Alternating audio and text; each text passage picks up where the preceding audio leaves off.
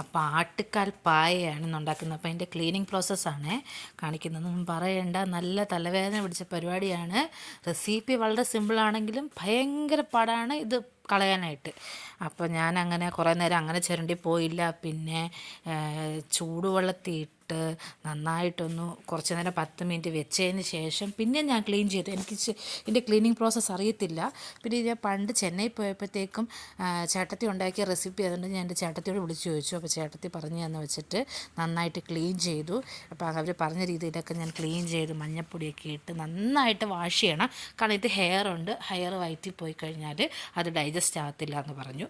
അപ്പോൾ അതൊക്കെ കഴിഞ്ഞപ്പോഴത്തേക്കും വേഗം കുക്കർ വെച്ചു. കുക്കറിൽ വെച്ചിട്ട് എന്താ പറയുക, ഒന്ന് കുക്കർ ചൂടായി കഴിഞ്ഞിട്ട് പിന്നെ അതിനകത്തോട്ട് സ്പൈസസൊക്കെ ഇട്ടു.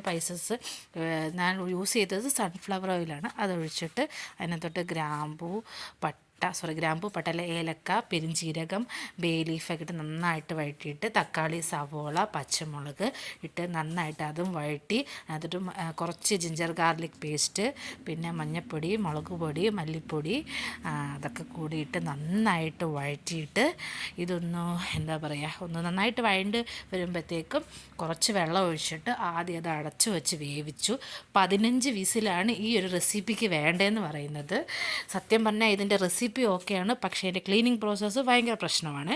അപ്പോൾ ഇങ്ങനെ ഒരു എന്താ പറയുക കൺസിസ്റ്റൻസി കിട്ടും. വെള്ളം വേണമെങ്കിൽ നിങ്ങൾക്ക് ഇടയ്ക്ക് ചേർത്ത് കൊടുക്കാം. പിന്നെ ഞാൻ കുറച്ച് തേങ്ങ അരച്ചത് പേസ്റ്റ് ചേർത്തിട്ടുണ്ടായിരുന്നു. അതും കൂടെ വെച്ചിട്ട് നന്നായിട്ട് ഇത് തിളയ്ക്കണം. ആക്ച്വലി ഭയങ്കര കഷ്ടപ്പെട്ടെങ്കിലും ഫൈനൽ റിസൾട്ട് വളരെ ബെസ്റ്റായിരുന്നു. പിന്നെ ഞാൻ കുറച്ച് പെപ്പർ ആഡ് ചെയ്തു. എൻ്റെ വക കുറച്ച് എന്താ പറയുക നമ്മുടെ ഗാർണിഷ് ചെയ്തു.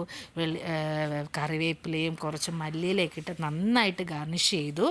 അപ്പം ഈ റെസിപ്പി എന്ന് പറയുന്നത് തമിഴ്നാട്ടിൽ ദീപാവലിയുടെ സമയത്ത് നമുക്ക് രാവിലെ തരുന്ന റെസിപ്പിയാണ്, നമ്മുടെ ദോശയുടെ കൂടെയൊക്കെ. അപ്പോൾ ഞാൻ ഇത് ചെന്നൈ പോയപ്പോൾ കഴിച്ചതാണ്.